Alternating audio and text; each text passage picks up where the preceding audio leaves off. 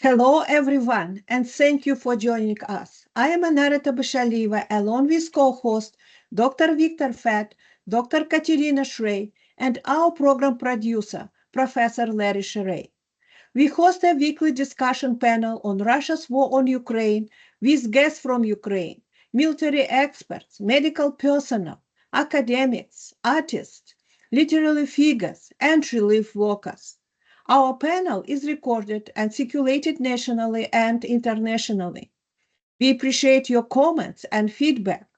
Special thanks to Marshall University Libraries and MUIT for making this weekly event possible. If you are joining us live on Teams, please feel free to use the chat to post any question for our guests. A quick greetings to our viewers in Ukraine from Professor Katerina Shrey. Вітаємо наших слухачів в Україні з глибоким покліном. Ми далі свідки вашого страшного терпіння і також вашої великої сили. Дякую вам за вашу участь в нашій тижневій програмі. Thank you, Katerina. Today's guest will be introduced by Professor Victor Fett. Thank you, Anara. It's my honor and pleasure to introduce Maksym Skrypchenko from Kyiv right now. And Maksym is founder and the president of Transatlantic Dialogue Center, Kyiv-based, non-governmental, non-partisan think tank that provides policy advice to private and public clients. Welcome to our program, Maksym. This is 170th weekly meeting of MUkraine discussion group from Marshall University, West Virginia. The microphone is yours, please. Thank you so much for having me. Yes, I'd like to start probably with a brief introduction of myself. As you mentioned, I am a co-founder and president of the Transatlantic Dialogue Center, which is a think tank which was founded in 2021 in Kyiv. Since that time, we became one of the most, I would say, prominent voices in the analytical realm. I'm also a non-resident scholar at the Carnegie Endowment for International Peace. Thanks to my cooperation with Carnegie, I used to be in DC and some other cities in the US several times a year, doing a lot of research, meeting a lot of people in the government, think tanks, community, and media as well. So when we are working in our think tank, we have several directions of what we do. The first is the US-Ukraine Partnership Program, which is focused on building relationship with the US government officials, think tanks, media. Then we go to Ukraine-Germany Partnership Program, which is very similar, but we work there with the German side. And we have Spain and Latin America program, which is focused on working with journalists, decision makers, and think tankers from Spain and Latin America countries. We have done a lot of advocacy tours in to different countries all around the globe, including the most far points of our universe. But mostly we are focused on countries like Germany, the US, Argentina, Chile, Spain, and as part of our Global South outreach, of course. So I would say that right now, the biggest part of our activities is focused on several vectors. One is we bring foreign government officials and think tank people from different countries to Ukraine to meet the Ukrainian counterparts, to get to know more about Ukraine strategy, to meet people from the Ukrainian governmental offices. We have the memoranda of cooperation signed with the National Security and Defense Council of Ukraine, Ministry of Foreign Affairs of Ukraine. So we try to connect those people with these institutions and some other agencies in Ukraine. So this is one part. Another part, we do advocacy trips ourselves, where we try to get the understanding of what people in those countries, decision makers, think tankers, actually need from the Ukrainian side, actually think about Ukraine, what would be our added value, what we could deliver to help because of fighting the Russian aggression and, for instance, some other issues like Ukraine's EU accession. And this is, by the way, one of our new programs that we have launched, the EU-Ukraine Partnership Program, which is super focused on building bridges with the EU, especially in the security realm, because we are very national security and foreign policy focused, and we do a lot of research on that. This is our third vector of our activities, research, that we do both public and private. Private means undisclosed to the public. We do it for the governments and for the parliaments in different countries.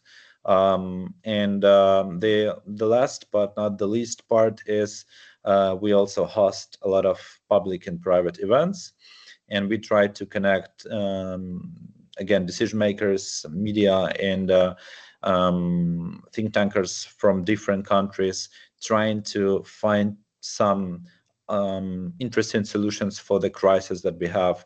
For instance, we are working right now on a project that is about the US, EU, Ukraine security triangle. What would be the ideal scenario, or the most realistic scenario, I would say, of cooperation between the US, EU, and Ukraine if the Trump administration is, as we can see, not eager to provide Ukraine with more aid packages. Then we would have to search for another solution. And then we have the Europeans who are ready to pay for the equipment and for the weapons, but at the same time they still don't have the capacity to produce the weapons that Ukraine needs, especially in terms of the air defense systems. So this is super important that we somehow connect the European money with the US abilities to produce weapons. That is part of these of the activities that we are working on right now. And another important, I think, part is trying to build the concept of the future security, this future security concept of Ukraine. Basically, the understanding of what would Ukraine's defenses look like in several years, not in terms of what military stuff will be part of it, but mostly about who will fund that, how it will be funded, and actually what would be the geopolitical component of that, where Ukraine would be. Is it going to be the part of the NATO? Will there be any foreign bases in Ukraine, European bases? We also work a lot, discuss a lot about the coalition of the willing, and do a lot of research, because this is all relatively new. I mean, for dozens of years, 90% of research about national security and foreign policy was more about some theoretical concepts. A lot of research has been done about the Cold War. People, different experts were trying to get the logic of the Soviet Union, of the US, of different countries. But in fact, since Russia invaded Georgia for the first time in 2008, and even before, but it's, you know, the first trade wars between Russia and Ukraine, but it was so complicated to see the problem in there for the rest of the world. So it's easier to say that 2008 was the part of the beginning of the problem. So since that time, the whole landscape of the geopolitical situation in Ukraine, in the world, started changing, but not so many people actually wanted to notice that. And I think the whole analytical community was not ready for what's going to happen in different periods of time in 2014 and 2022. And as we know, even the intelligence community in the US, which was trying to build its assumptions based on the factual data that they had, even they were saying that Ukraine would fall soon, and they actually advised the Ukrainian government to flee, right? So we were not ready for that course of action. The question is if we are ready now. I have concerns about that, but we found ourselves in a very radical and new situation where there is not a single concept in the world that would work, that we could try to copy and adjust to this situation. For instance, many people and experts have been talking about the security concepts for Ukraine under South Korea model, or Israel model. So it's becoming more and more obvious that there is not a single concept that we could just copy, that it would be a mix of many different ideas that we have to put in together, because it's the largest war in Europe since the Second World War, between a nuclear superpower, or used to be a superpower, but a nuclear state with the biggest number of nuclear warheads in the world, and a smaller country that has been already somehow vulnerable to the foreign malign operations before by Russia. So it is some sort of a very unique situation that we are in, and we are trying to find ourselves there, trying to understand what we can do, how we can achieve together, what we can achieve together. So we're trying to navigate these waters, talking to the officials in Brussels, in DC, trying to understand what their view is. As we can see right now, there is some sort of more and more understanding on the US side that Russia is playing with the ceasefire, and that Russia is basically prolonging the war. That is what Ukraine has been telling for so many times, but it takes some time for people to actually understand it. And actually, Ukraine has been quite successful at doing that. I mean, from the start of the full-scale invasion, we have been talking about HIMARS systems, then ATACMS missiles, F-16s, Patriots. In the beginning of every time we were trying to ask for all of that, we were told, no, it's not going to happen. And then it happened. So we are now at the point where, where we can say, we've told you that for so many times. So as for the negotiation part, I think this is the main thing to your listeners. I would like to delve more into, the Russian negotiation tactics as what we've heard from the conversations between the Russians and Americans and other representatives of other nations in Saudi Arabia and other countries, is that basically Russians are really good at negotiating because they have different tactics they use every time, and many of that actually works. For instance, a former U.S. ambassador, Michael McFaul, U.S. ambassador to Russia, to Moscow, he noted one day that negotiating with modern Russian officials means that you are never just negotiating with the people in the room, that the Russian side is also waging an external campaign to shape the environment around the talks. And this includes state media propaganda, leverage of oligarchs' business sides, cyber leaks to embarrass the other sides, and so on. And it's been the same for so many times. They are still doing that. And if you look into the number of media leaks to the Western media from the sources in the Kremlin about the red lines of Russia, it's happening all the time. But I think that the core of the Russian diplomacy is basically the former Soviet Minister for Foreign Affairs, Andrei Gromyko, who was famous in the West for being a Mr. No, because he was always telling no to any proposal that he was given. So one of the quotes that was attributed to his style, and that was his quote, he was telling that first demand the maximum, second issue ultimatums, and third concede nothing. Eventually the West will offer something. So this is also what Russia is doing. And Andrei Gromyko, he once described his approach as demand 100% so that the opponent is relieved when you agree to 80%. And I think this is also something that some other business leaders try to copy right now. And, I think it may be something that Donald Trump is doing sometimes during his business negotiations. But Russians are good at trying to demand in this 100% for so many weeks, months, and years, because they know that they don't have fair elections, so they don't need to spend another, they don't feel they have limited time until something happens, until they are reelected, and they have 4 years to be part of the history books. Hermika, if I'm not mistaken, was the longest serving foreign minister in the Soviet Union. So he knew, like, I can be there for another 5 years. Will you be there? So he was always, he also said that saying no 10 times and yes at least once still means yes. So, you know, implying that the persistence in refusal was a tactic to wear the other side down.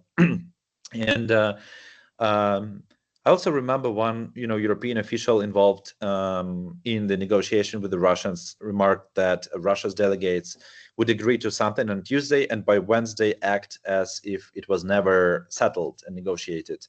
And that kept the process circular. But I think the biggest point to highlight here would be this victim and like they have a very specific mindset that they practice during negotiations. Psychologically, their negotiators often adopt a dual persona. So they are simultaneously the aggrieved victim and the invincible tough guy.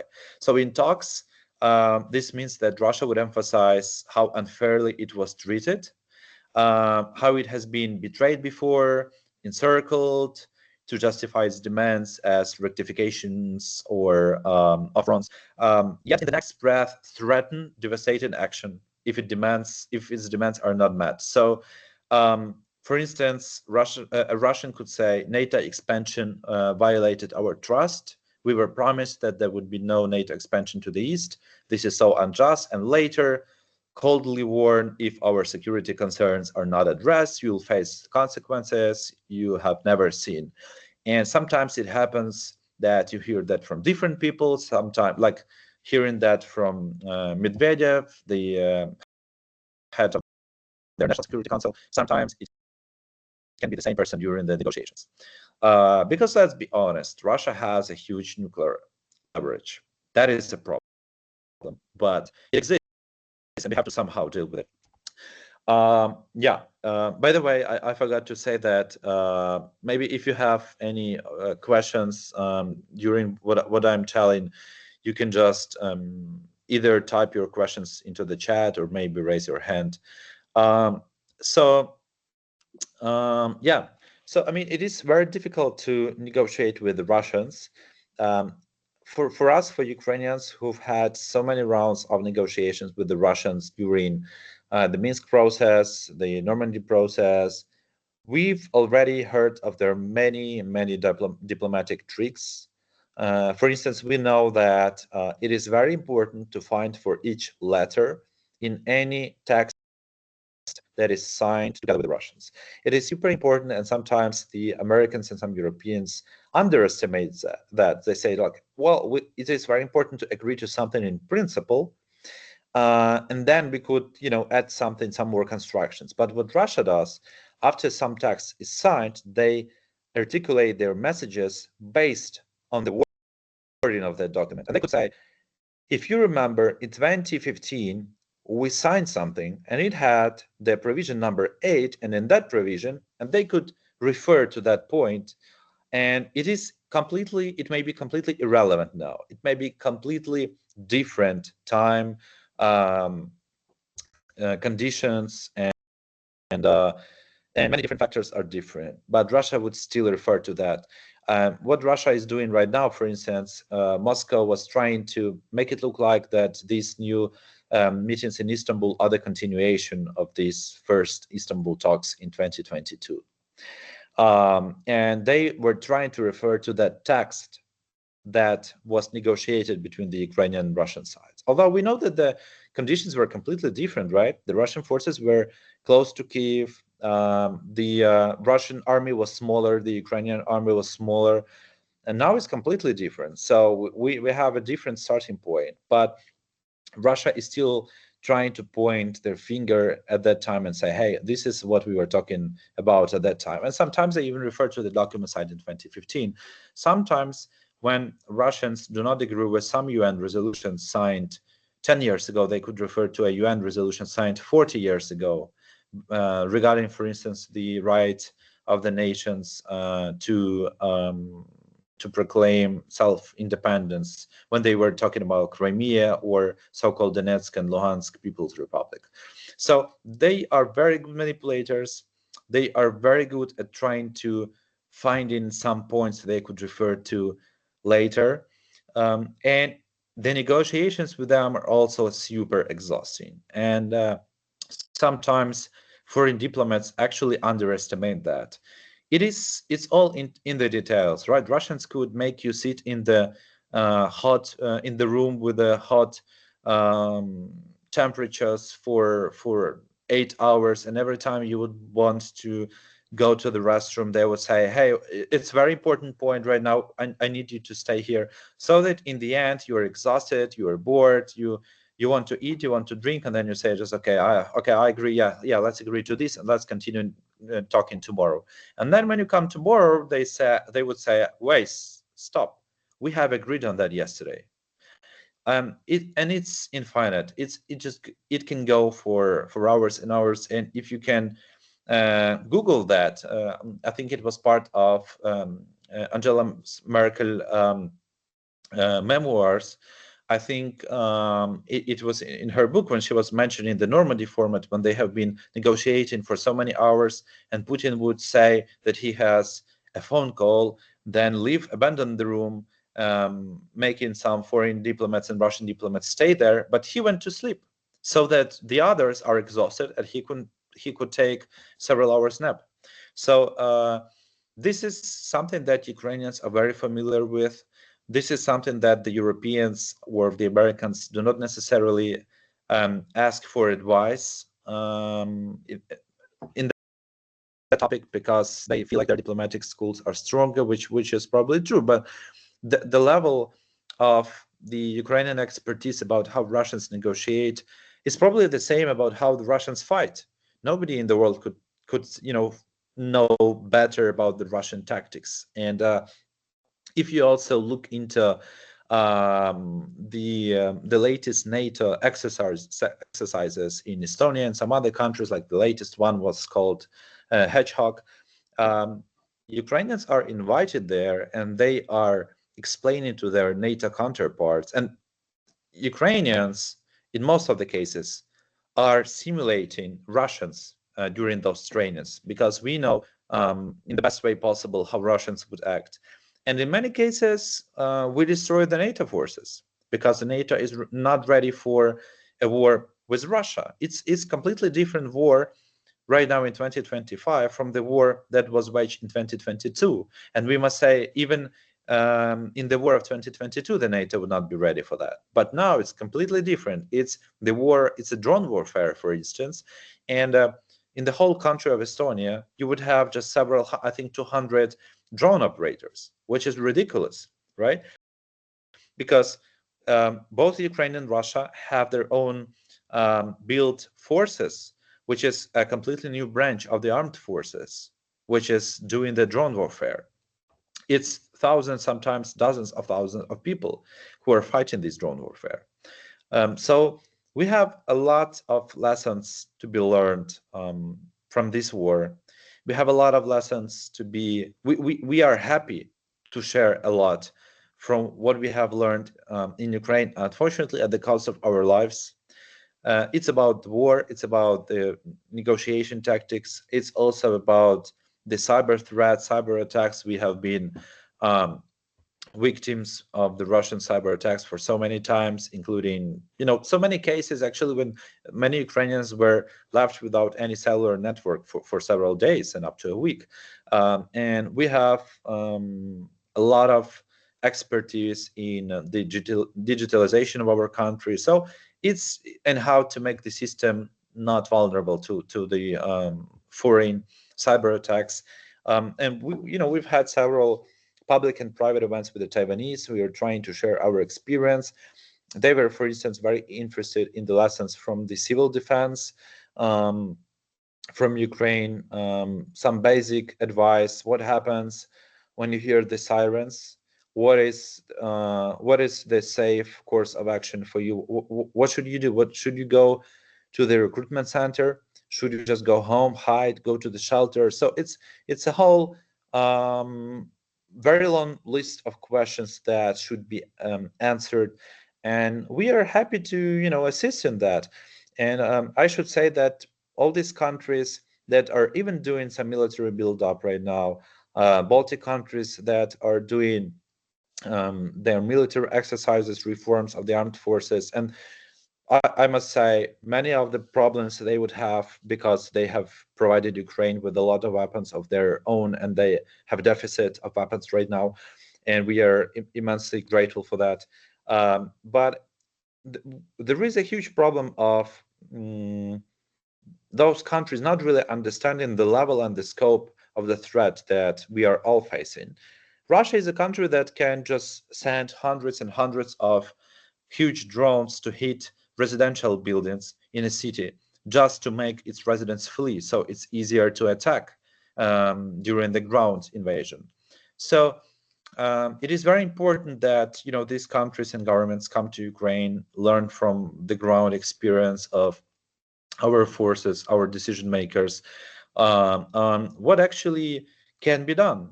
I do remember there was a conversation with the Taiwanese. There was a round table, and we had a very interesting debate on how democracy works in the time of the wartime, and it's very important. I'll tell you why later. So the Taiwanese were asking, what if we know that some people are working for our enemy? They are the agents of its military intelligence, and they could be designators of the military targets. But if we arrest them now, it would be warmongering, it would be maybe unconstitutional. We also have some opposition parties that may be perceived as collaborators. And I told them that, when the war starts, the democracy matters, but it still comes to your national security and to the basic existence of your nation. And when it comes to the basic existence to your nation, the priority is different. So this relates to theoretical scenarios. If Russia, for instance, tries to copy some of the events that were happening in Crimea in 2014, for instance, what if Russia tries to send some 15,000 people to try to protest at the Estonian parliament for the, urging to lift some restrictions on the Russian language, for instance, that may be non-existent, but who cares? And those protesters could try to assault the Estonian parliament, for instance. Is the Estonian police ready to defend the parliament in the way that they would need to? What if those protesters would have, for instance, Molotov cocktails, and they would try to burn the whole building? What if some of the protesters would have weapons and they would try to shoot at the building? What would happen with the NATO forces that are present in Estonia? Would they try to help the Estonian government, or would they say, well, it seems like it's a democratic protest and we cannot be part of that because we are a military alliance and we cannot fight against peaceful protesters, even if some of them are aggressive?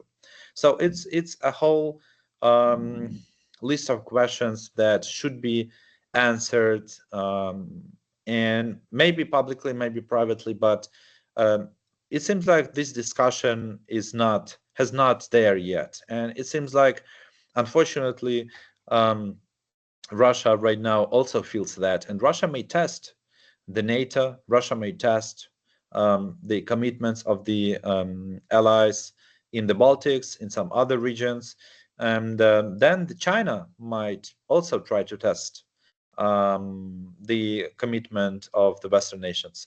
So it's a very complicated world that we are living right now in, and it is also very interesting for researchers like us who are trying to understand what is happening, how the world would look like in several years, because there is a lot of discussion that the new security system, the new global order is being formed. Nobody knows what's going to happen. Before, when the Second World War started, it was a full collapse of the League of Nations. And then there was the UN, United Nations, established as a new, watchdog organization over the whole global security and global crisis. What's going to happen next? Ukraine, many other countries have been saying that the UN is ineffective here.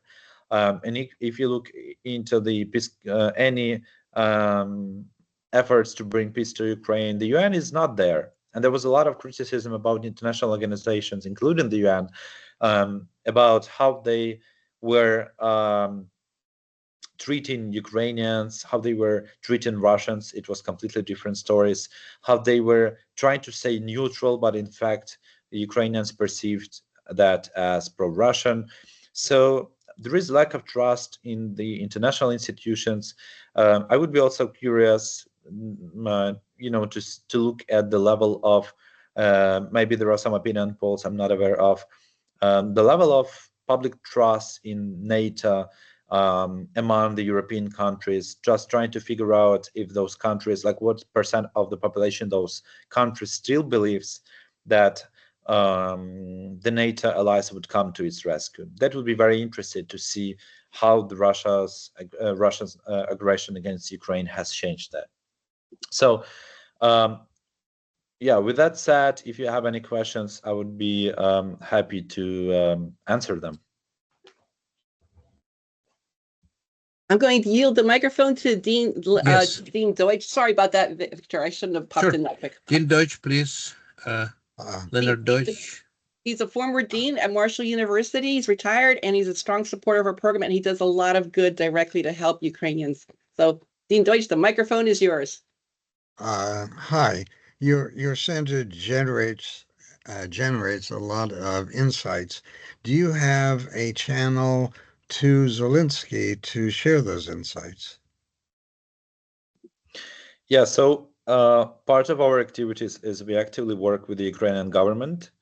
I should say that some of the insights that I'm sharing are also coming from the president's office based on what I've heard about the negotiation process. Okay. Thank you. Please, more questions? Anara, please. Thank you very much for your great expertise, and I can understand what you are doing. I myself was a director of a non-profit think tank in Central Asia, and in the past, and I just have a couple questions. Fiona Hill from Brookings recently emphasized issues I would call lost in translation. How sometimes people in America and in Europe don't understand what actually people say during negotiation, and especially when interpreters involved, they try to soften language, they try to do something that it's actually makes very unclear the whole dance during the negotiation. And I just wanted to ask you, what do you see people missing or experts missing when Ukrainians and Russians negotiate? Because there are so many layers, and sometimes their conclusion, their numerous comments are not seeing actually what is happening in reality. This is actually you can see and decipher. And second question, if Putin disappears, say, in the near future or midterm future, what kind of negotiation might be developed between Ukraine and Russia? Thank you. Thank you so much for this question. So starting from the beginning, yes, it's a very interesting question on the interpretation side. This is something I think something that is new, that in the last several dozen years, many foreign leaders starting talking to each other directly without interpreters, because English language became more global than before.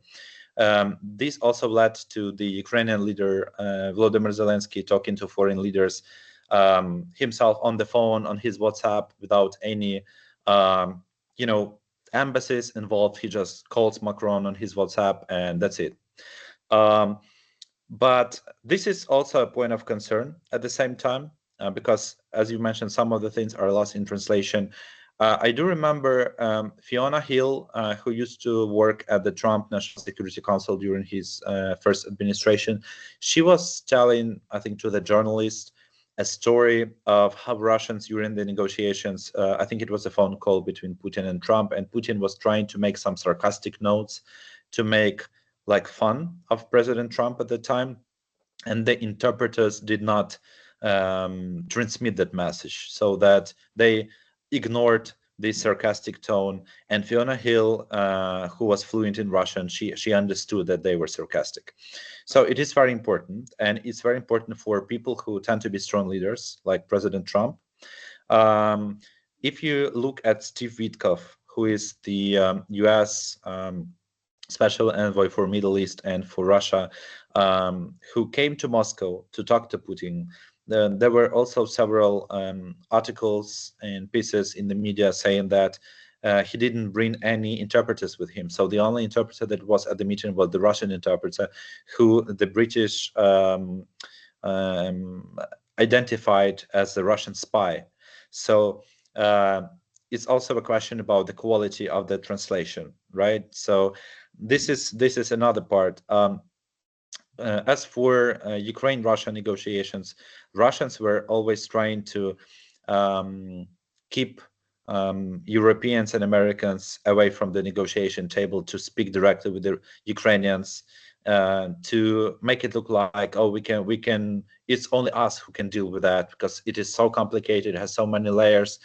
It is complicated, it really has so many layers, but the whole concept for the Russians is to stay so that only us are at the table, and then when we are out of the room, we could have both different stories about what was happening, and then Russia could say, oh, it's Ukrainians, you know, they're making up these stories, they are not serious. So this is what actually was happening there.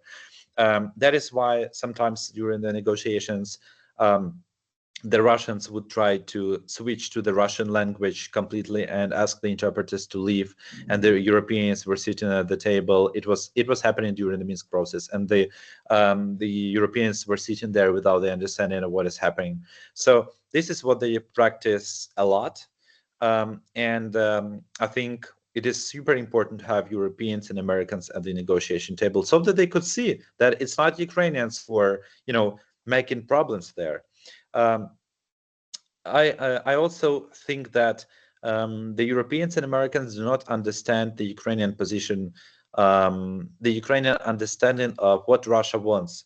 So Russia is delivering different messages. It says, we were asking for non-NATO expansion. We were asking for lifting the prohibition on the use of the Russian language, which is not in place, but let's say this part. Many other prohibitions on the prohibition on the Russian Orthodox Church in Ukraine. In fact, we all know in Ukraine that their red line and their stance on Ukraine is basically that they don't like the whole idea of the existence of Ukraine, which may sound something like too much for the Western audience. They could say, oh, no, probably you take it too personally. They should have some rational concerns. They should have some practical needs. But in fact, every time it comes to the single notion, like what Russia right now wants from Ukraine during this immediate ceasefire, the Russians are saying, you should stop getting weapons from the West, you should stop mobilizing your army, and you should start reorganizing your army so that many people can go home. Why should we do that? In order to capitulate, right? So, because Russia is not going to do that. Russia would rearm and rearm. This is what is happening. So, when we are trying to send this message to our allies, saying that Russia doesn't really want to negotiate, Russia just wants to prolong the war because the whole point for Russia is to end the existence of Ukraine, they don't buy that. We are saying, look, first, they occupied Crimea. They said, that's it. Then they started occupation of Donbass. Then they said, okay, let's go to the Minsk process. We really want the occupied parts of Donbass to be parts of Ukraine one day. And then they started the full-scale invasion. in order to secure Crimea and Donbass. And they occupied new regions. And now they're saying, oh, we need these regions, which they have never needed before. Recently, Putin has also mentioned new regions that Russia would need as buffer zones. So this list of birthday wishes would be infinite. This is our reality. And to your latest question, what happens if Putin dies? Because we're I think it's a consensus that the only situation where Putin would abandon his power if he's dead, basically. So I think it is, as Ukrainians, we are very skeptical about the capabilities of the Russian opposition.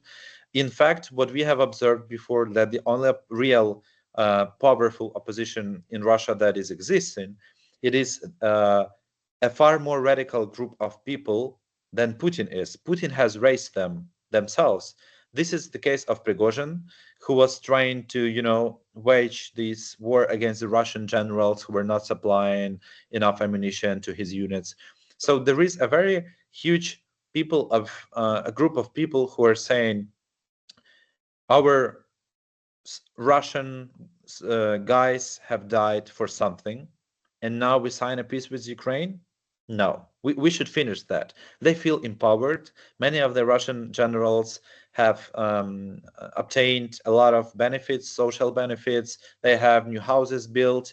They have a huge amount of money paid to their families. Why should they stop? So they would try to continue this war. Obviously, another leader of Russia would have to be somehow part of the consensus between the business elites, the military elites. So I would say in 99%, this would be a person who would say, okay, that was Putin's war. We are ready to negotiate, but you should also understand that we cannot give up. We cannot give all these occupied territories back. And of course, we don't like the NATO expansion. So basically, everything will be the same. But they would say, but we are ready and we are open for negotiations, of course, when you lift the sanctions. So it will be the same what happened with the new Russia after the USSR dissolution, when the West rushed to help the new Russian political regime, thinking that, nice, finally we have a democratic Russia that we are ready to work with. And then it became obvious, no, that actually the West helped to raise this regime in Russia with its money. So it's going to happen again and again, because these people don't even try to learn from lessons, because there is some high level of wishful thinking. And honestly, being in the shoes of a French lawmaker, I don't want to prepare my country for war. I would be happy, if everyone is happy, if we have great trade relationship with China, with Russia, with Israel, with Palestine, with everyone. We just want to be friends with everyone. So if there is even 1% chance that we could negotiate, why don't we try? The difference between our approach and the European approach is that we understand that the problem in Russia is not Putin. The problem is the imperial mindset that has been there. So for Ukraine, it is very important that Russia goes through the same process of denazification that Germany went through. It is very important because we have, you've been living in Central Asia before, right? So that many families have relatives in different countries there. Obviously, a lot of Ukrainians had relatives in Russia. We still have, but we don't talk anymore. When the invasion started, many relatives from Ukraine were calling their family members in Russia, and the response was something like, you have to just wait for a couple of days and we will rescue you. Rescue from what? So those people are brainwashed, and we have to fix that. We have so many people signing up for the contracts with the Russian army. We have so many people, if you look into these video shootings of the Ukrainian drones hitting the Russian infantry, they can give up. They can raise a white flag. They can just raise their hands and say, just give up, and the drone would not attack them, and they would be exchanged as part of the POW exchange. But they are not doing that. They are trying to, some of them don't move and just take their fate, like, okay, this is gonna kill me. Why don't they even try to give up? Because there is a lot of lectures. There are a lot of lectures by their commanders saying that, you know, the Ukrainians will torture you and your family will be prosecuted in Russia and stuff like that. So it is a whole imperial mindset across the whole country, across different social groups, the military, the political, so many else. So yeah, I think it was a broad answer, but yeah, thank you for your questions. Oh, thank you very much. Thank you, Maksym. Any more questions from the panel or viewers, please? Maksym touched upon many absolutely profound issues. Katerina, please. Not really a question, just a series of reactions, if this is okay, and then like feel free to kind of elaborate or comment. Starting with just the most recent, when you mentioned just now in speaking to Anara, that your comment on the relatives of Ukrainians who are in Russia, you have to wait a couple days, we'll rescue you. We actually heard that in the early days of the war. We had guests on from Ukraine who were saying they were calling their mother, their sister, and completely dismiss the relatives outside of Ukraine, completely dismissing the relatives in Russia, completely dismissing the horror that was happening. So that we've heard that directly from people. But I want to comment, just a quick comment. Your expertise of how Russian officials negotiate is so valuable, and both Dean Deutsch and Anara have pointed to this.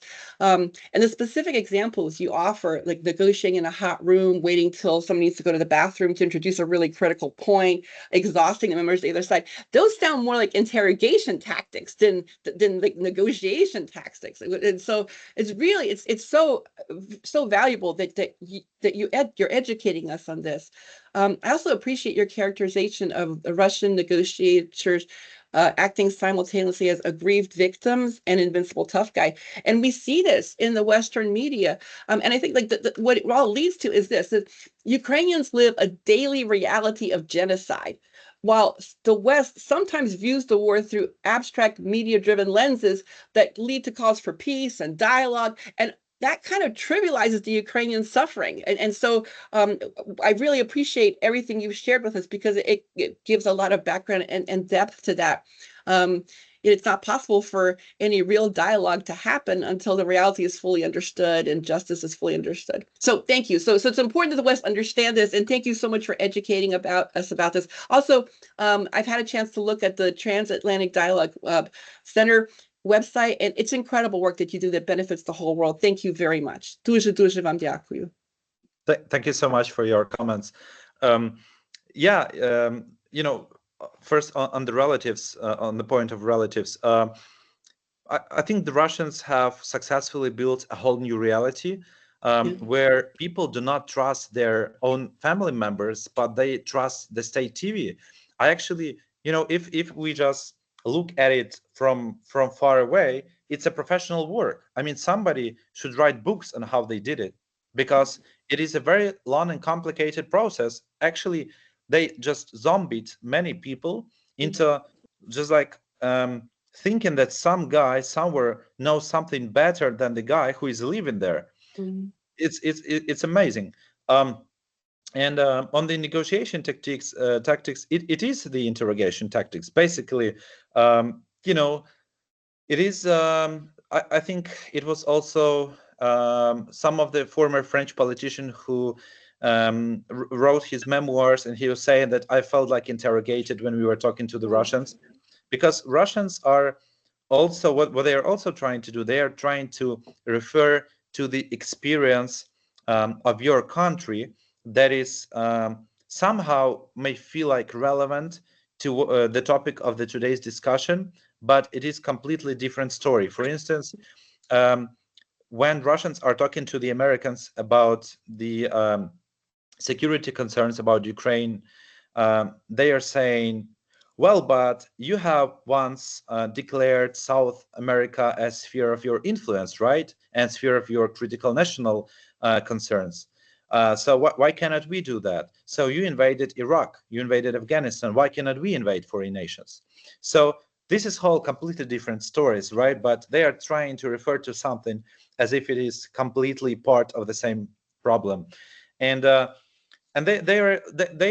you know, the list of their tricks is so big. I do hope that one day there will be a huge research about that. I would love to read that or even contribute to that, because it is super interesting. I was talking to many Ukrainian diplomats who were talking to the Russians, and it was extremely difficult for them, not just physically, but also when they were there in the room, the Russians would somehow leak some information related to those people, their family members. Oh my goodness. Yeah, if they didn't like the negotiator, they would try to launch some sort of maybe corruption, some fake corruption stories or rumors, like this guy has a villa and a yacht in Miami, and you cannot prove that or somehow say that it's not true. If you just mention that one time, there will once always it's out, it's out. Yeah, the news is out. People will always believe in that. That's so Russians are very good at it, and if you do the same with the Russians, they don't care. Like, there are so many stories about Putin being a billionaire, having a lot of palaces and whatever. Who cares? Nobody cares.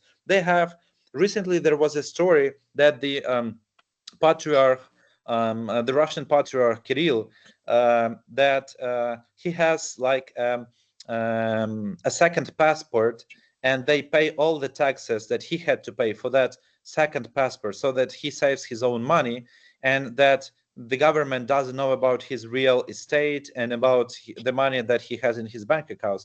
And it's a public story, and it's all about the media. Nobody cares. It is still like aired, and his second passport is still active. So the Russians can do whatever they want, and we have to respond to what they are doing, using democratic tools, trying to stay on the bright side, not to respond with the same tools. Yeah, we are negotiating, even though they're not negotiating good faith. Yeah, looks like Ukraine is trying still to do that. I see that we have a hands up from one of the friends of our program, and so I'm going to yield the microphone. Yefim, all yours. Thank you very much. Can you hear me? Yes. Okay, great. Thank you for a very informative presentation. My question is about some of your international activities. You mentioned, and I looked at your site, that there was a trip to the southern cone of South America, several countries, in particular a number of meetings in Chile with opinion makers and other important people. And I wonder what level of understanding you found there, how you were able to sort of advance that, but also if you had a chance maybe to gauge in general what the feeling is in the country, not just with the elites. I was in Chile in October, and I didn't see either on the streets or in the media anything at all about Ukraine, in a big contrast with, say, Scandinavia, which of course is explained by geography, of course, and also by those meetings. Did you have, besides just giving information and expanding people's understanding, did you have any particular goals with those countries you were aiming to achieve, kind of a little more specifically than just giving them information? Thanks. Yeah, thank you for your question. So first of all, the goal of these trips, the first goal was to bring awareness, to raise awareness about what is happening in Ukraine. We were actually briefing the decision makers in those countries. This is a very complicated process because you need to explain basically the whole Ukrainian history from scratch. And that is very difficult. Another part is that why should we want to have that awareness? So our idea was that one day there would be, well, first of all, there was an idea of the special tribunal against the crime of the Russian aggression, and we wanted to have a lot of countries from all around the world to join that. So basically, it would be a tribunal against the highest Russian officials involved in these killings and in this war. Another part was that we would have big problems at the level of the United Nations if we don't have the countries from that region not supporting Ukraine. So we would like to have as many votes at the level of the UN as possible. That is why we have to explain to people, especially in the regions where the Ukrainian presence is very limited, where we have very small embassies or we don't have embassies as such at all. We have to work with them to bring, we have brought some human rights activists to them to tell the stories about what was happening. Then we also brought some of the bloggers and journalists from the South American countries, Latin America countries, to Kyiv, to Bucha, to Izum, to some places where mass graves were, to show them what was happening. I felt like they took it very emotional, because they took the whole, this whole story of wars very emotionally. The difference was probably that these people in those countries are somewhat anti-American, probably because of some history of bilateral relations or maybe some history of American intervention in the region. That is why, the Soviet Union was assisting some of the countries in the region before, both militarily and humanitarily. So there was a feeling like we had to break through the wall of understanding that Russia is evil right now, and that Ukraine has also been part of the Soviet Union. So, many of engineers who were coming to help build the bridges were actually Ukrainian, for instance. That was one issue. Another issue was kind of unexpected, and that may be an interesting case for you, that, Volodymyr Zelensky doesn't wear suits since the start of the full-scale invasion, to symbolize that the country is at war and he is the leader of the country that is at war. For the Latin America countries, it's an issue, because for them, he seems a dictator, because many of the Latin American dictators were wearing not suits, but military uniform or just black form, like he's wearing. So we also had to explain people why he's wearing that. So we organized, we brought many bloggers, actually for the first public interview with the president of Ukraine in 2022, when they were asking a lot of questions, sometimes very naive and simple questions, because they did not understand the roots of the war. Why Russia attacked? Why cannot just stop the war? And it's a whole complex of very simple questions. But I would say that, and right now we actually launched an online course of 4 lectures for people from that region. And we have several hundred people registered for that, to learn more about Ukrainian history and the roots of the war, why it is happening, what is happening. And I think we are slowly doing our job here. Okay, thank you very much. Yes, Chile in particular has a very tangled history between left and right-wing dictators. Yes, thank you. Thank you so much. Thank you, Maksym, for your time and your expertise. And this has been a wonderful hour, the roller coaster information and a lot of deep questions. We definitely wish you well, and we admire your activities. We recommend all our viewers to take a look at your website and contribute in whatever way they can. And in our small way, we will put this recording, of course, online, and hope more people will know about your platform and think tank. If we have any concluding comments from the co-hosts or the audience, please, or Maksym, if you want to say a few words. I'll just conclude, maybe to keep it short, under 1 minute, that I urge everyone to, stay tuned for the news, do everything possible to bring the Ukrainian message to the world, because it is very important that the message that comes from different people who may be part of think tank community, academia, or just regular people talking to their colleagues, just try to, break through this wall, explain more about why this war is happening, what Russia wants to achieve, and then, eventually this wall would fall like the Berlin Wall.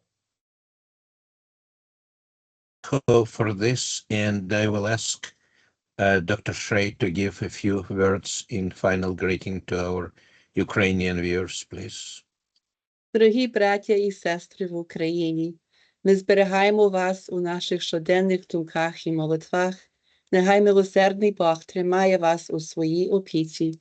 До наступного тижня. Прощаємося. Слава Україні! Героям слава! Слава.